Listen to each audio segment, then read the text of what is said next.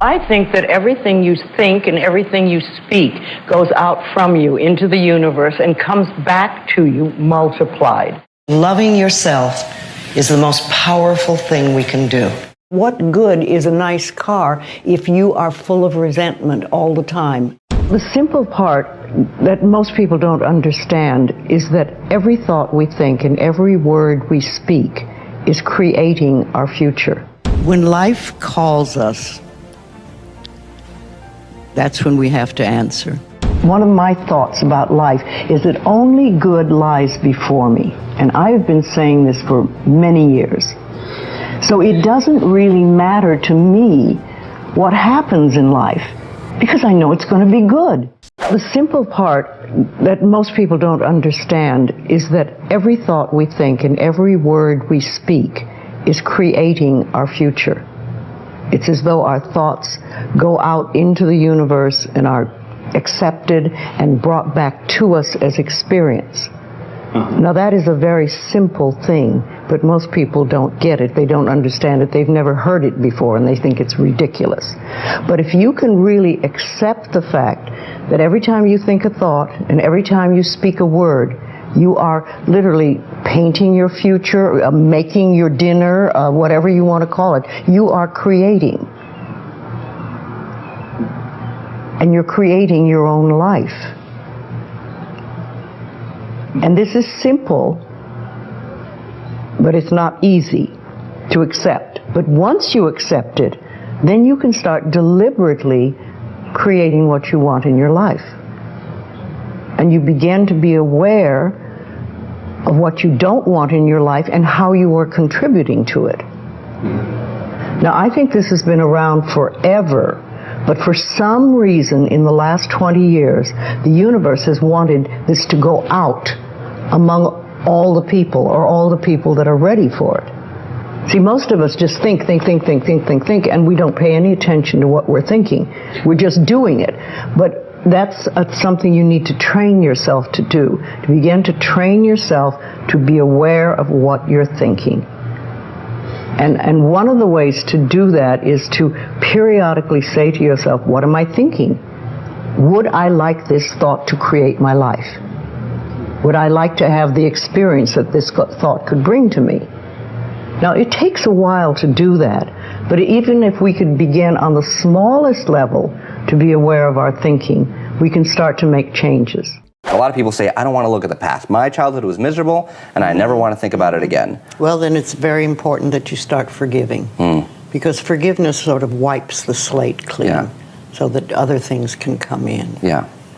Well, the tapping setup phrase, right, is even though I have whatever the problem is, I love and forgive myself. I accept myself. I love and adore myself, or I love and approve of myself. Yeah. Yes. Right off. That's to me like the mirror work that I do, or have people do also, is to look in the mirror and look into your own eyes and start with something really simple but difficult, like I love you, I really, really love you.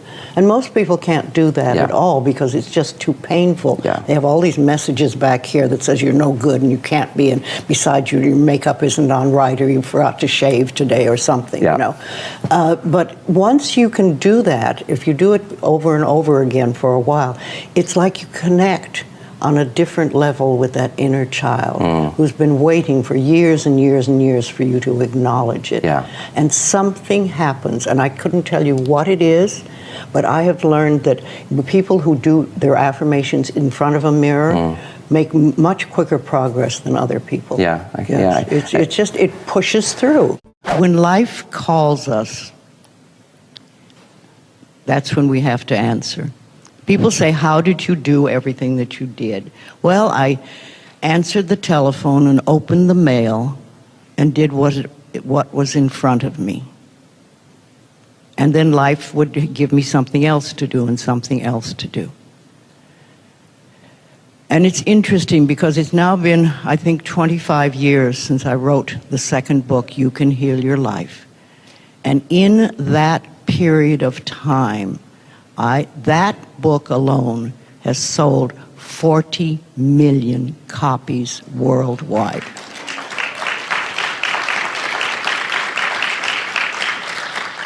And I've always felt that I didn't do anything to promote it at all. It's just life took over, and life said, this book is going to go to this country, and this book is going to go to this country, and go to this country.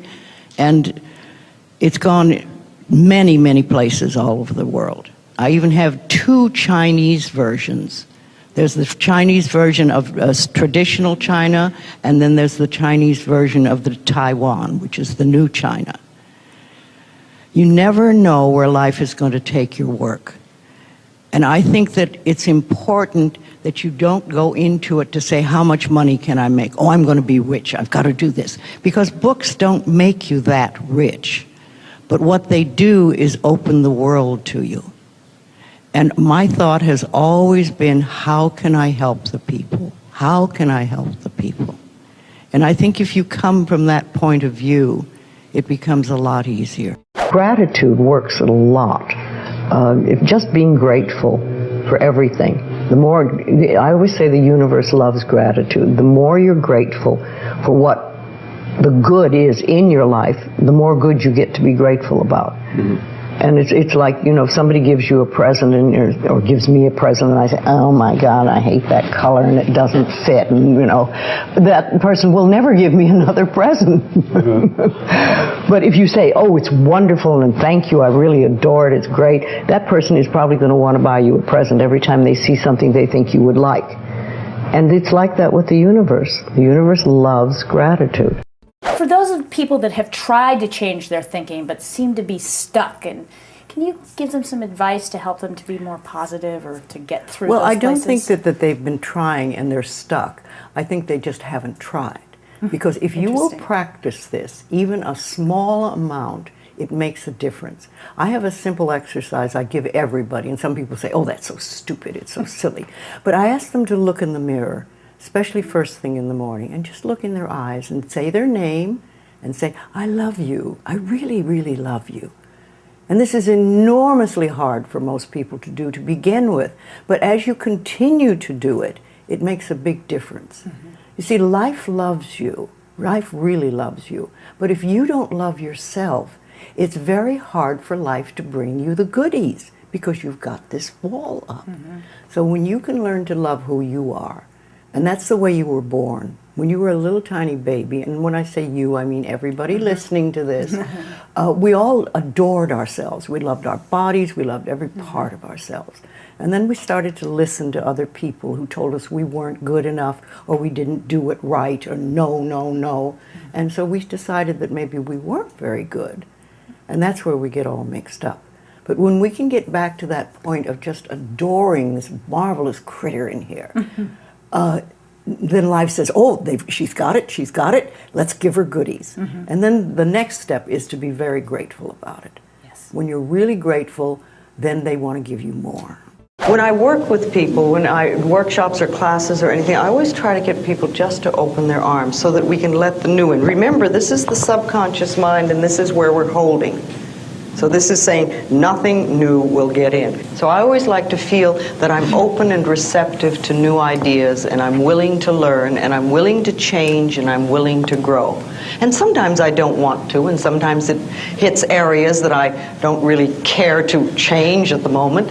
And, you know, that's always an area that I know is important for me to work on. To me, I think enlightenment is letting go of all the things we believe that are not benefiting us in life, or that are barriers to our life, to the good things in life, and to release them one by one and to think, I don't have to believe that anymore, or do I want to believe that anymore? And making a conscious choice. When we can understand that every single thing we believe has been a choice, and it may or may not be true. It can be true for you and not for you, because it's your belief system and your belief system, and then I have my belief system. I say a lot, that may be true for you, it's not true for me. I may not say that out loud, but people are doing things or saying things, and I think that to myself a lot. And also, it has nothing to do with me. Whatever's going, that has nothing to do with me, because I'm under the law of my own consciousness. This is my pathway, and you have your pathway, you have yours, everybody does. So we're all on a journey, and I think the more conscientious we are about it and the more conscious choices we make, the better our journey is, or the easier, or the swifter, or we get more goodies, or we have better health. If you have very strong beliefs within you that you don't deserve good things in your life, and a lot of people have that, then there can be delays. And sometimes people say, well, affirmations don't work. I've done them. But when they're doing, for instance, prosperity affirmations, and they've done some prosperity affirmations, and they say it doesn't work, nothing's happening. And I say, well, all right, how many prosperity affirmations did you do in a day? And they'll say 3, probably. And they say, all right, how many poverty affirmations did you do this day? And that could be 300, depending on where you're coming from and what is running through your mind. See, I have this, one of my thoughts about life is that only good lies before me. And I have been saying this for many years. So it doesn't really matter to me what happens in life, because I know it's going to be good. Remember, little tiny babies, when they're born, they absolutely adore themselves. And they're totally open, and they're full of love. They express themselves freely. They ask for what they want. They love their bodies from the top of the toe to the top of their head to the tip of their toes, and every point in between, including their own feces, which they'll gladly rub all over their bodies, because nobody's taught them guilt and shame. They know how wonderful they are. And then somewhere along the line, we get this idea that we're not good enough. And we start putting our tape measures around our waistline to tell us if we're acceptable. Or we read magazines that say we have to be a certain height or a certain weight before we're acceptable. Or we listen to the media that says we have to use a certain deodorant before we're acceptable. You know, it just doesn't make sense. We are absolutely divine, magnificent expressions of life, all of us. And like when we were in the circle looking at each other, we each face is another unique expression of God. And we're not supposed to be alike. Since time began on this planet, there have not been 2 snowflakes alike. And there's certainly not been 2 people alike. And we're always trying to be like everybody else so we're acceptable. Our uniqueness is what makes us wonderful. So we want to love that and cherish it and acknowledge it. You see, if we really believe in our uniqueness and the wonder of each being, then there is no competition and no comparison. There can't be. We're just different, and we're meant to be different, and that's wonderful. I went to a Chinese face reading class recently, and one of the things they talked about was a bossy woman cheekbones. And I said, that's me. That's me. That's me. Bossy woman cheekbones. Bossy woman cheekbones. And all my life I used to call them Polish cheekbones. Now I know they're bossy woman cheekbones. But and also in Chinese astrology, I'm a fire tiger. Ooh, really? Now, the tiger is a very strong personality, yes. And a fire tiger is a very strong personality. But in the early days in China, they used to kill the girls who were fire tigers because they didn't want them to grow up and tell people what to do. Ah. So this time, I've come forth and I get to be who I am, a fire tiger with bossy woman cheekbones. That is so cool. Every single thought we have or every sentence we speak is an affirmation. And it's either positive or negative. And it's going out from us and it's creating our experiences. However, when we talk about doing affirmations, what we're talking about is making definite positive statements to create something in our life or to remove something in our life. You see, if you stand there and say, I don't want this job, or I don't want this relationship, or I don't want these hips, or I don't want whatever, that does not get you what you want. That's what I call fighting the negative. And it doesn't do anything but keep what you have that you say you don't want. However, if you start saying and doing affirmations that I have a wonderful new job, or I have this most absolutely marvelous relationship, then you're beginning to create what it is you do want. Affirmations are like planting seeds. And if you think for a moment, when you put a seed in the ground, you do not get instant tomato plant or instant strawberries or instant oak tree. That seed goes in the ground and it has to germinate. That's the first thing, which means it breaks open its little shell and little roots begin to go down. And it gets nourishment from the earth. And only then does the first little shoot come up through the ground. Now, when we're doing affirmations, too often people say, well, that isn't $1 million, and they stomp on that first little shoot. They don't give it a chance to grow. Doing affirmations is like planting a seed in the ground, and watering it is like repeating your affirmations. And you just keep doing them, and you keep doing them, and you keep doing them. And it doesn't matter whether you see the results or you don't see the results. And sometimes it just takes time.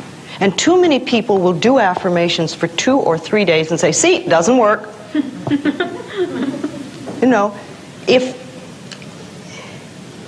everything happens in the perfect time-space sequence, and we want to trust that and we want to know that. So if you begin to do affirmations for yourself, and I think it's important that we do that on a daily basis, decide what you want and begin to do positive statements in present tense for what you want. You never want to say, I will have or I'm going to have, because if you do that, it keeps it in the future. And remember, if you say, I have a wonderful new apartment, and you're living in a dump, it doesn't mean that this is not a true statement. It means you are planting the seed that will germinate and grow and become the new apartment. So you just keep doing it, no matter where you are.